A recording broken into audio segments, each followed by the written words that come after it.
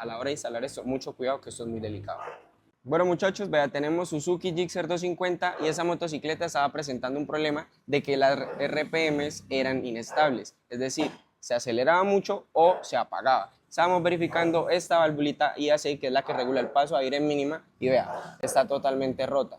Esta motocicleta estaba funcionando mal por este elemento, y ¿qué pasó? Pues bueno, tocó pedirlo, cambiarlo, darle reset al TPS y a la válvula IAC para poder que el motor y la motocicleta funcione de una manera adecuada. Se recuerde que al instalar esto hay que calibrarla como nos indica el manual de servicio y pues darle un paso a paso para que esta motocicleta quede funcionando normalmente otra vez. Listo muchachos, a la hora de instalar esto, mucho cuidado que esto es muy delicado.